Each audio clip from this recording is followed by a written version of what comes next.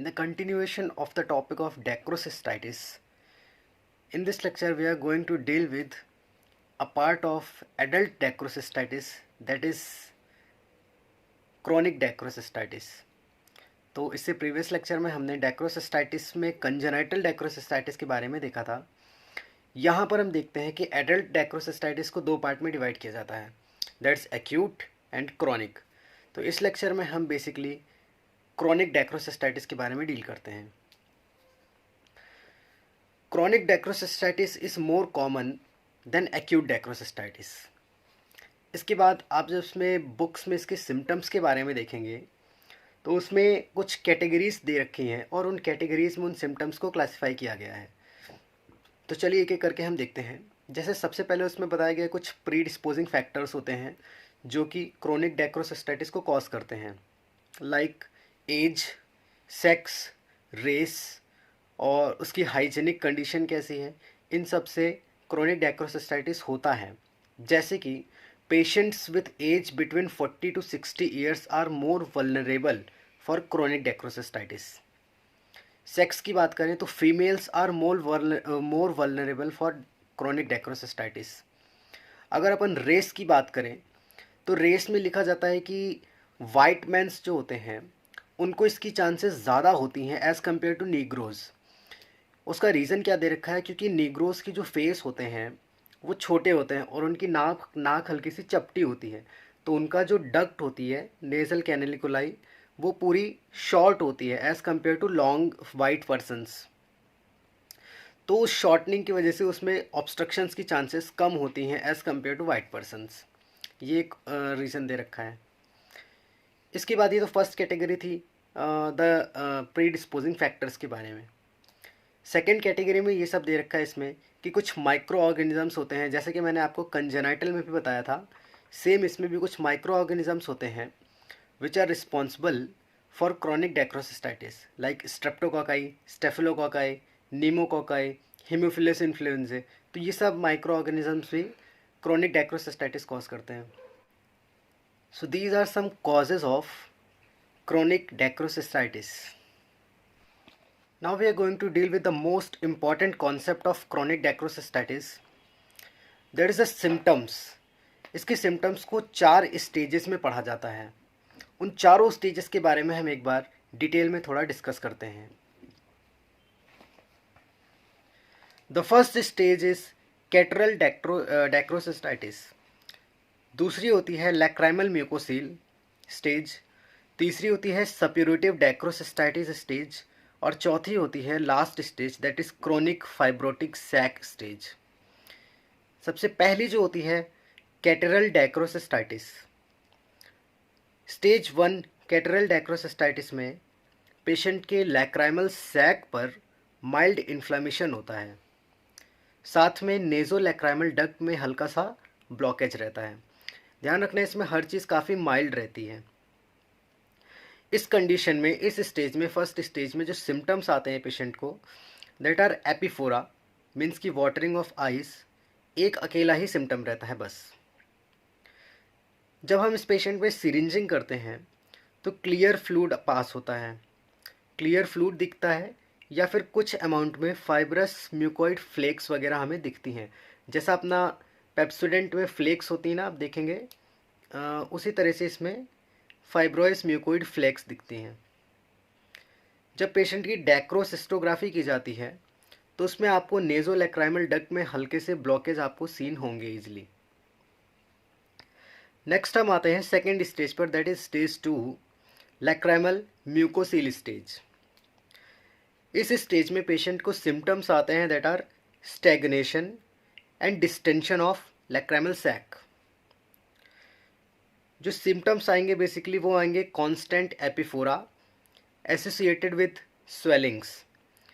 तो catarrhal dacryocystitis में था माइल्ड इन्फ्लेमेशन था लैक्राइमल सैक का, साथ में ब्लॉकेज था नेजोलैक्राइमल डक्ट में। यहाँ पर उसमें सिम्टम्स आ रहे थे केवल एपिफोरा, यहाँ पर सिम्टम आ रहा है एपिफोरा के साथ में माइल्ड स्वेलिंग। जब आप इसमें रिगर्गिटेशन टेस्ट करेंगे, प्रेस करेंगे पेशेंट के, प्रेशर देंगे तो मिल्की डिस्चार्ज दिखेगा आपको। साथ में कुछ जिलेटिनस फ्लूइड्स के साथ में। जब इस पेशेंट्स में आप डेक्रोसिस्टोग्राफी करेंगे तो क्लियरली आपको ऑब्स्ट्रक्शंस सीन होंगे। नेक्स्ट इसमें हम तीसरी स्टेज की बात करते हैं, that is suppurative डेक्रोसिस्टाइटिस। Suppurative डेक्रोसिस्टाइटिस stage को डिस्कस करने से पहले हम एक पॉइंट को डिस्कस करें, दैट इज इंसिस्टेड म्यूकोसील। इससे पहले हमने जो स्टेज पढ़ी दैट इज लैक्राइमल म्यूकोसील। अगर किसी कंडीशन से क्रोनिक इन्फेक्शन होता जा रहा है बॉडी में, आईज में खासकर लैक्राइमल एपरेटस में क्रोनिक इन्फेक्शन हो गया है और अपनी जो कैनेलिकुलाई हैं, बोथ द कैनेलिकुलाइज आर ब्लॉक्ड, तो उनके ब्लॉकेज की वजह से क्या होता है कि इनर कैंथस पर एक लार्ज फ्लक्चुएटिंग स्वेलिंग डेवलप हो जाती है। उस स्वेलिंग की वजह से जो अपना रिगर्गिटेशन टेस्ट होता है वो निगेटिव आता है। उस नेगेटिव रिगर्गिटेशन टेस्ट की वजह से हमें डायग्नोसिस करना थोड़ा सा टफ हो जाता है कि ये कौन सा म्यूकोसील है, मतलब ये म्यूकोसील है भी या नहीं है, या फिर लैक्राइमल एपरेटस की डिजीज़ है भी या नहीं है। But this is encysted mucocele, a condition of lacrimal disorder. Stage 3 की बात करें तो थर्ड स्टेज में आने पर क्रोनिक सप्यूरेटिव डेक्रोसिस्टाइटिस। मतलब क्या होता है कि अगर पायोजेनिक इन्फेक्शन की वजह से म्यूकोइड डिस्चार्ज प्यूरुलेंट हो जा रहा है, यानी कि जो म्यूकोसील स्टेज है वो पायोसील में कन्वर्ट हो जाए, म्यूकोपुरुलेंट डिस्चार्ज है वो केवल प्यूरुलेंट हो जाए, पूरा पसी डिस्चार्ज हो जाए, एकदम खूब सारा पस आने लग जाए। इसमें सिम्टम्स क्या होंगे? बेसिकली एपिफोरा तो रहेगा ही रहेगा, स्वेलिंग भी रहेगी, साथ में एक तीसरा सिम्टम बढ़ जाता है दैट इज कंजक्टिवाइटिस। जब आप रिगर्गिटेशन टेस्ट करेंगे तो बहुत ही लार्ज अमाउंट में पस डिस्चार्ज होते हुए दिखेगा। अगर इस स्टेज में हम कैनेलिकुलाई ब्लॉक हो जाए, जैसा कि पहले लैक्राइमल म्यूकोसील में कैनेलिकुलाई ब्लॉक हुई थी तो उसको बोला गया था इंसिस्टेड म्यूकोसील। अगर थर्ड स्टेज में कैनेलिकुलाई ब्लॉक हो जाए तो उस कंडीशन को बोलते हैं इंसिस्टेड पायोसील, क्योंकि ऊपर की स्टेज में म्यूकस डिस्चार्ज था केवल और थर्ड स्टेज में बहुत ही ज़्यादा पस का डिस्चार्ज होता है, इसलिए उसको बोला जाता है इंसिस्टेड पायोसील। लास्ट स्टेज आती है that is fourth stage, chronic fibrotic stage.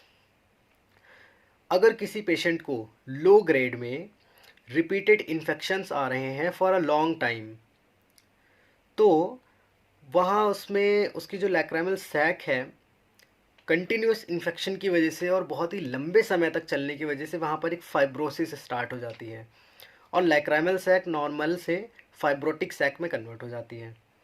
Basic symptom इसमें एक ही आएगा that is epiphora, watering of eyes, साथ में इसमें कंजक्टिवाइटिस वगैरह एसोसिएटेड रहेंगे ही।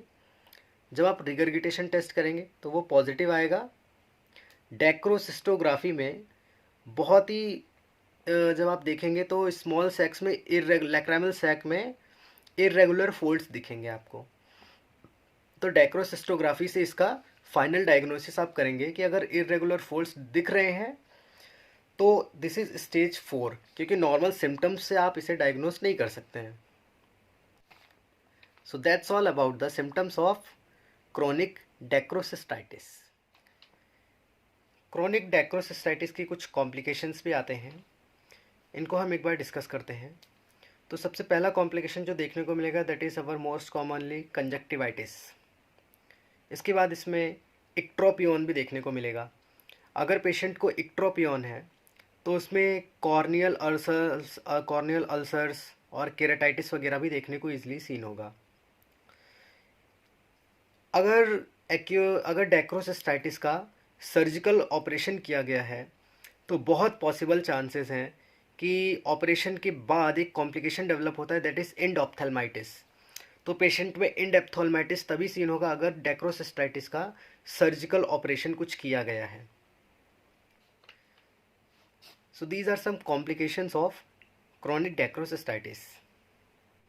अब हम अगर फाइनली डेक्रोसिस्टाइटिस यानी कि क्रोनिक डेक्रोसिस्टाइटिस के ट्रीटमेंट की बात करें तो सबसे पहला स्टेप जो हमें होता है that is conservative treatment he perform करना है। और कंजर्वेटिव ट्रीटमेंट में हम बेसिकली प्रोबिंग देते हैं कि आप इसमें प्रोबिंग करो या फिर लैक्राइमल सिरिंजिंग से इसको ट्रीट करो। अगर इससे ये ट्रीट नहीं हो रहा है तो हम बैलून कैथेटर डायलेशन पर जाते हैं। बैलून कैथेटर डायलेशन के बाद भी अगर ये ठीक नहीं हो पा रहा है तो हम डेक्रोसिस्टो राइनोस्टोमी करते हैं। डेक्रोसिस्टो राइनोस्टोमी के बाद डेक्रोसिस्टेक्टोमी करते हैं। मतलब कि अगर पेशेंट डेक्रोसिस्टो राइनोस्टोमी के लिए सुटेबल नहीं है तो उसमें हम डेक्रोसिस्टेक्टोमी करते हैं।